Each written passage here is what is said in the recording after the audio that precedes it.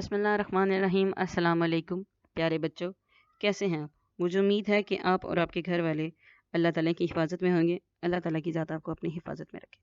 Pakistan overseas اور دختران ملت higher secondary school نے موجودہ حالات کو پیش نظر رکھتے ہوئے آپ کے تعلیمی سفر کو جاری رکھنے کے لیے آن لائن کلاسز کا آغاز کیا ہے۔ مجھے امید ہے کہ آپ ان آن لائن کلاسز سے بھرپور افادہ حاصل کر رہے ہوں گے۔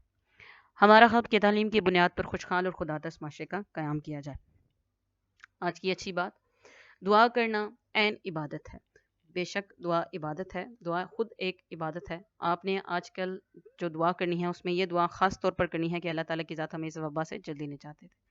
یہ آپ کی اردو کی کلاس ہے۔ تاریخ ہے آج 23 جون 2020، دن ہے منگل۔ ہمارے آج کے سبق کا عنوان ہے جشن آزادی مبارک۔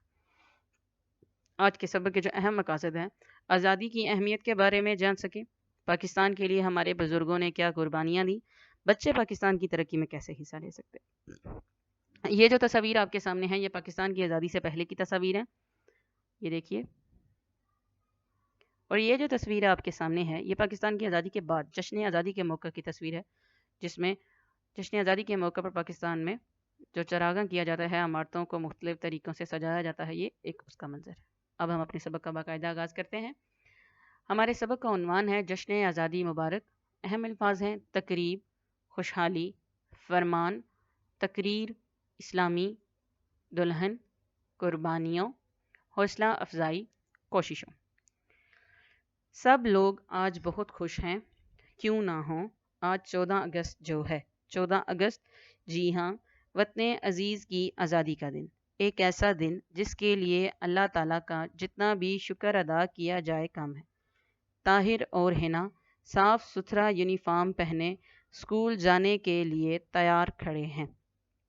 آج اسکول میں جشن آزادی کی خصوصی تقریب منعقد ہونی ہے۔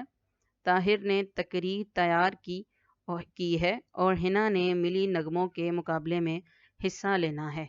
دونوں بچوں نے اسکول جاتے ہوئے دیکھا کہ سارے شہر کو دلہن کی طرح سجایا گیا ہے۔ جیسے ہی وہ اسکول پہنچے تقریب شروع ہو گئی۔ ہیڈ ماسٹر صاحب نے بچوں اور اساتذہ کرام کو جشن آزادی کی مبارکباد دی، پھر قرآن پاک کی تلاوت کی گئی اور تقریری مقابلہ شروع ہوا۔ لیجئے طاہر کو اسٹیج پر بلایا گیا۔ طاہر: السلام علیکم ساتھیو، پاکستان ہمارا پیارا ملک ہے۔ اس کو حاصل کرنے کے لیے ہمارے بزرگوں نے بڑی قربانیاں دی ہیں، اس لیے ہم یہ دن بڑے جوش و خروش سے مناتے ہیں۔ آج کا یہ دن ہمارے لیے اہم ترین دن ہے۔ اللہ تعالیٰ محنت کا پھل ضرور دیتا ہے۔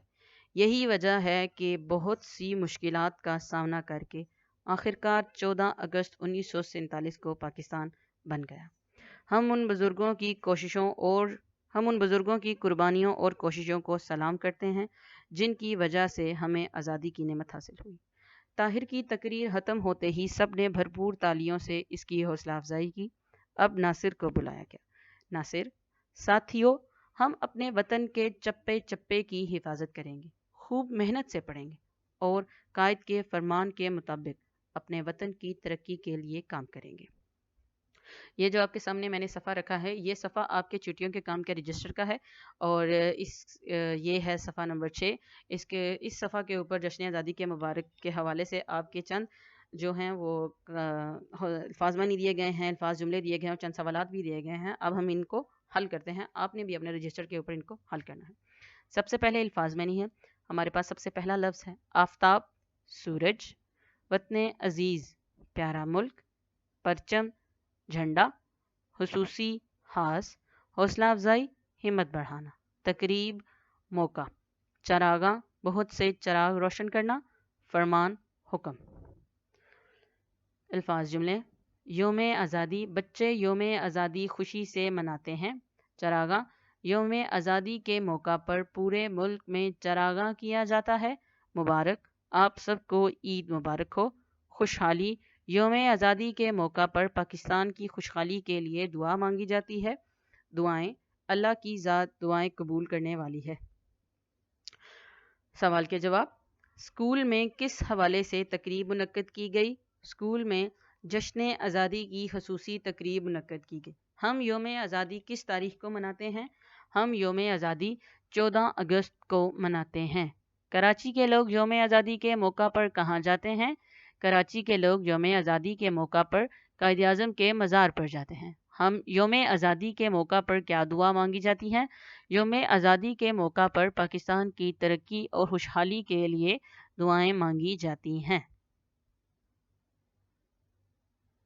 آپ کی آج کی ڈائری ہے، جشن آزادی مبارک کی پڑھائی اور املا کی پریکٹس کریں۔ الفاظ معنی اور الفاظ جملے اور سوالوں کے جواب چھٹیوں کے کام کے رجسٹر میں لکھیں اور یاد کریں۔ الفاظ جملے ضروری نہیں کہ جو میں نے آپ کو کروایا ہے آپ وہی کریں، آپ مختلف بھی کر سکتے ہیں اور بھی کر سکتے ہیں، اور خود سے کرنے کی کوشش کریں تاکہ آپ کو خود سے جملہ بنانا آ سکے۔ گھر میں رہیں، اپنا اور اپنے پیاروں کا خاص خیال رکھیں۔ اللہ تعالیٰ کی ذات آپ کو اپنی حفاظت میں رکھے۔ اللہ حافظ۔